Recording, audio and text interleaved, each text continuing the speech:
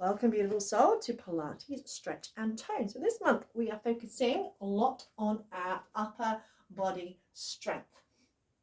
So just starting off in Pilates stance. So heels together, turn the toes out and just lift the toes, spread them out. And imagine pressing into all four corners of your feet. Inhale, just give me a little plie. As you breathe out, imagine zipping up from your ankles to your belly button. So lift your pelvic floor muscles if you're resting for a wee. Imagine you're trying to draw your hip bones in towards each other. Pulling that belly button in, so as if you're kind of creating a corset around your body. Shoulders relax. So in Pilates, you breathe in through the nose, out through the mouth, as if you've got a giant candle in front of you. As you breathe in, feel your ribcage expand. As you breathe out, scoop the belly button in. And keep that breath going. Just relax the arms for a moment and focus on your shoulders. And imagine the muscles that move your shoulders. So as you breathe in, think of sliding the shoulder blades up.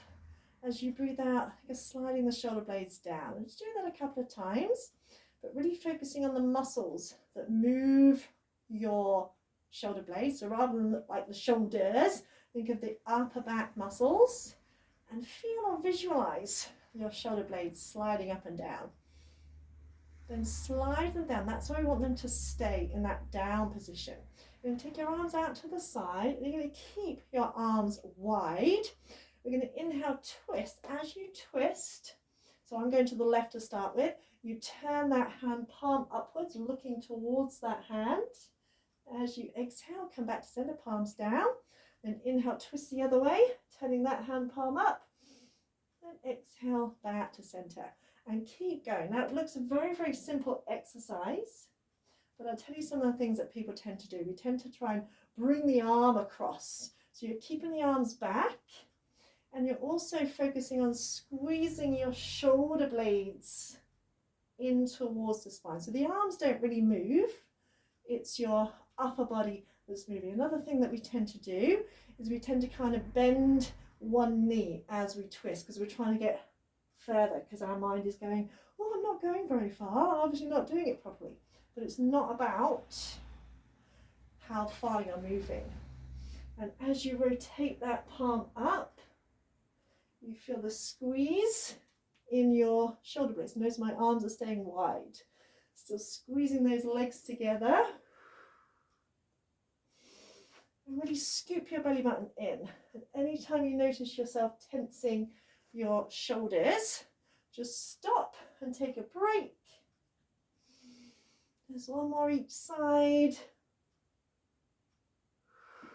See, a lot of Pilates exercises look deceptively simple, and that's where mind-body connection comes in. Just stick your feet out a bit wider than shoulder width. Come into a little mini plie squat. Now you ideally want your knees over your ankles. So my knees are slightly beyond my ankles. I need to take my feet a little bit wider. Think of stability. Knees in line with ankles is far more stable than that.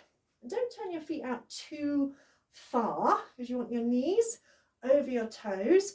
Tailbone tucked under so you're not sticking the bottom out. Belly button in, body upright. So instead of kind of like all like that or the knees dropping in, focus on inner thighs working. And imagine you're trying to pick up the mat. So grip slightly with your feet and keep the shoulders relaxed and have a little mini rest. Once you've got your feet in the right alignment, this is where having like a mirror or something can also come in handy. Come back down into that position. Then you're going to take the arms out to the side. And again, think of squeezing your shoulder blades in. Notice I've got a slight bend in my elbows. And you're just going to pulse the arms back. Breathing in, 2, 3, 4, 5, and out. 2, 3, 4, 5. As you're doing that, I want you to imagine you're kind of squeezing your shoulder in. So rather than winging the arms about, imagine it's the upper back muscles doing the work. So forget about the arms. Focus on squeezing the shoulder blades together. I've got a slight bend in my arms because sometimes when we straighten the arms completely, that's when we can tend to tense the neck or shoulders. Breathing in through the nose, out through the mouth. Keep pressing those knees out as well. Tailbone tucked under and squeeze your butt. Really squeeze your tushy. One more. Breathe in and out.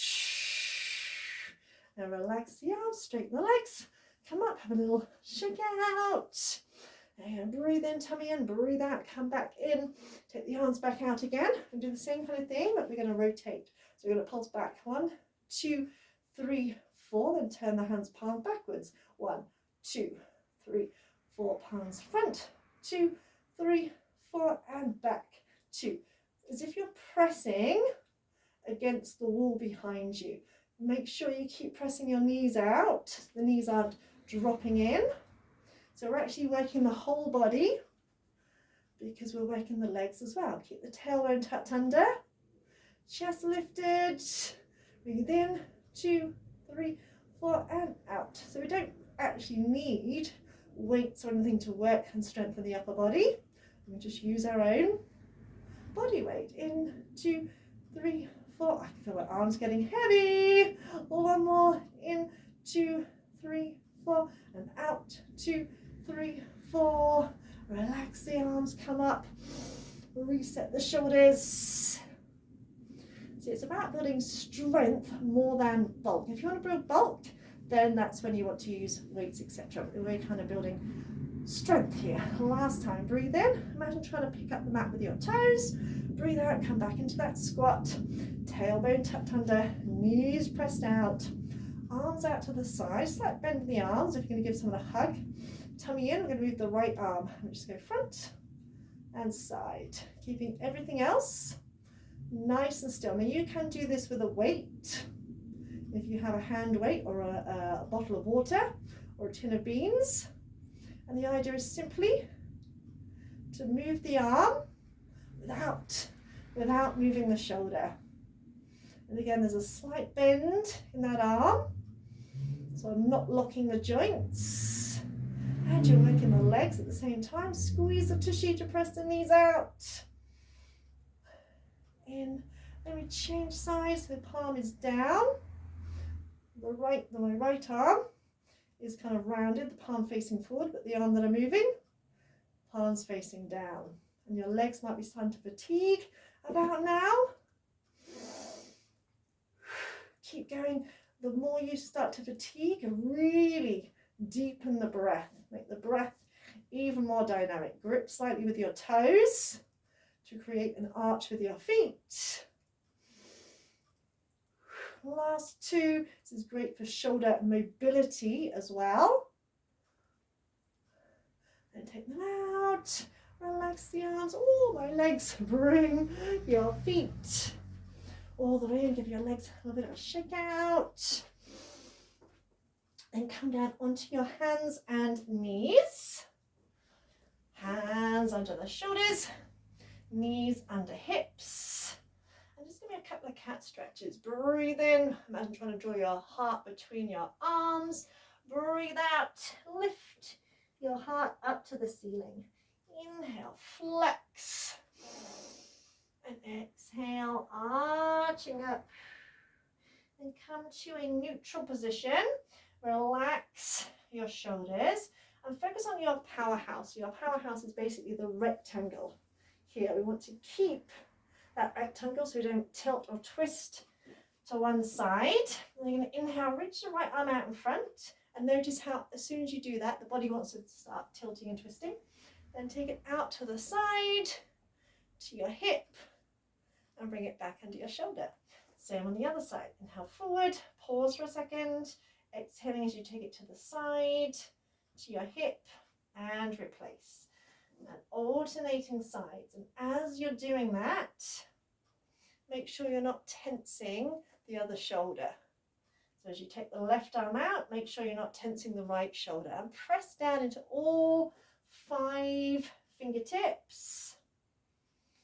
And again, think of your upper back muscles. I think it's squeezing your shoulder blades in. Now you can get a little bit more funky if you wish, and you can lift the opposite leg and hold it there as you're circling the arm, and replace it as you circle, as you replace the hand. Flex that foot as if you're pushing someone away. Again, scooping the belly button in. Imagine you've got like a crystal vase or something on your back, and you really don't want it to drop off. Breathing in, hold for a second, breathing out as you slowly bring that arm around and then replace. It's also great for coordination and anything that requires thought, that requires coordination, is also great for working your brain as well, creating new neural pathways, creating new brain cells. It's been shown that people who do things that require thought are less likely to develop conditions such as Alzheimer's or dementia. So think of your brain as a muscle, and we're working it because you're having to really think and concentrate. Just one more. And release. Excellent. Come up. Shake out your wrists. Give yourself a little pat on the back. Well done. So that was a short little routine. That was part of our class this morning. If you would like to know more about joining our online classes, then simply drop a message down below. If not, I hope you enjoyed this video, and I'd love to hear your experiences. And if you have any requests, anything you would like me to do, then again, drop a comment down below. Love to you. Mwah.